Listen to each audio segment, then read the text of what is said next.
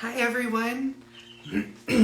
So I took yesterday off from my debunking and proving trendy homestead businesses for the entire month of April. I said I would try to come on every day, but I decided to take a day off and hang with the family after spending all day outside on Easter, which was fun, but as you can hear from my voice, we did some burning and it's definitely got into my chest. So I decided I didn't want to be talking yesterday. Although, wait a day or so and pop over to my YouTube and you'll get some education of us burning and some really fun videos of the kids outside and the dogs and just getting to work outside as a family. And so those are always fun to see. So today, oh goodness, hopefully I'll make it through this. I made it through my podcast earlier. So today I'm going to be talking about growing microgreens.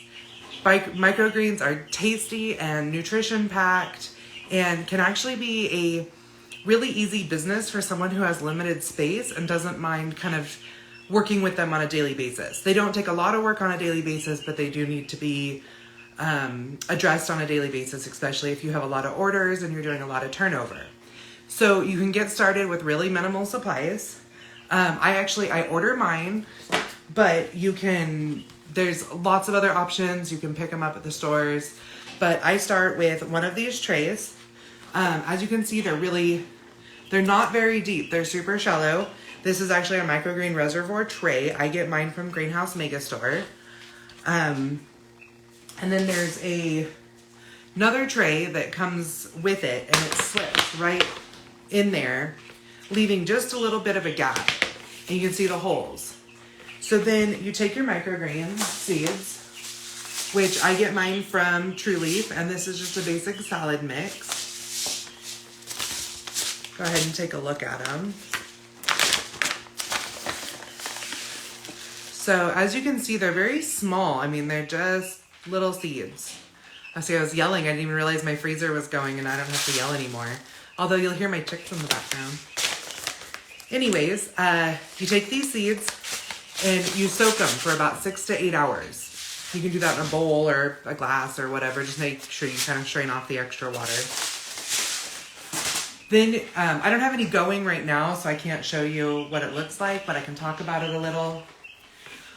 You actually take those wet seeds and you smear them across here. So as you can see, I mean, this one microgreen tray can do quite a bit. They do make smaller ones. You can get larger bags than what I have. You can get smaller bags of seed than what I have. But this is your basics. And so a lot of people will actually cover these. There's, blackout screens and a few other options. You can just take another microgreen tray and lay it right on top. And keep it dark until they sprout.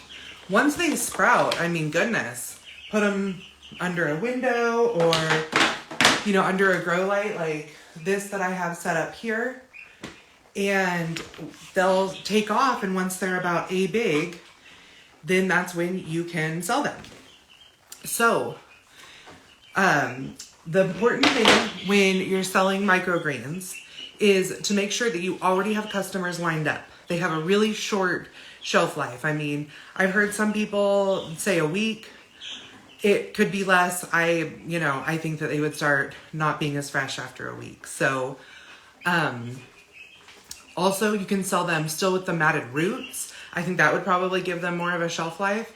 Or you can trim them and put them in containers, which you can order food grade containers online. I actually don't have a supplier for those right now, but if that's something somebody's interested in, I'd be more than happy to help you find that supplier. I know that they have regular plastic ones, they have biodegradable ones, I think it's the corn or potato ones similar to the straws that people sell now that aren't plastic. They're more biodegradable. So those are a really good option. A lot of people sell to restaurants. You can also sell directly to consumers. You can sell at farmers markets. And then you can sell to small stores like co-ops. You would just need to make sure that you have the proper regulations for that.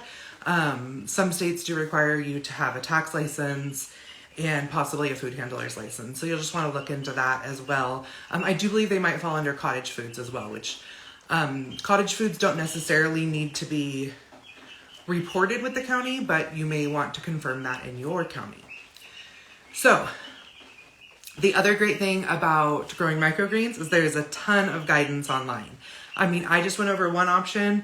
I've only done microgreens a few times. I do more fodder, and I follow a very similar process when I'm growing fodder, which if you came to 2 days ago on my debunking myths, you would see that I talked about using fodder to cut feed costs.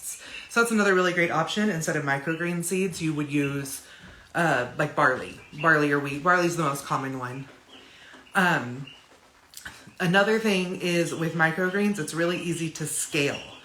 By scaling means that you can grow bigger as fast as your customers are willing to buy your product. So, I mean, there's people that started with just a couple of trays like I have, moved up to, the multi-rack. I have 2 of these racks for my seed starts, to they have full greenhouses now selling full-on microgreen operations. So this is a really great one to try. If you are interested in getting more help on your homestead business, I've recently launched a homestead business membership. It comes with weekly courses on how to launch and grow your homestead business. It has bi-weekly Zoom calls with me for live question and answers. It also has a membership of like-minded homestead entrepreneurs that are dealing with the same things that you are.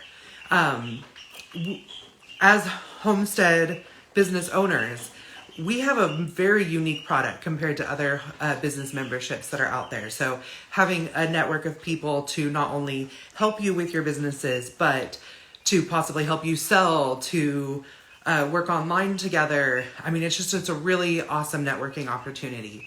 My membership also has a resource page that has links to almost everything that you're going to need. I'll be adding them weekly with the courses that they align with. And there's also going to be a ton of discounts on the products that we actually use as homesteaders and from the companies that sell them in the quantities we need to start businesses. If you're interested in learning more, pop over to courses.thehomesteadeducation.com, and I cannot wait to see you there. Bye.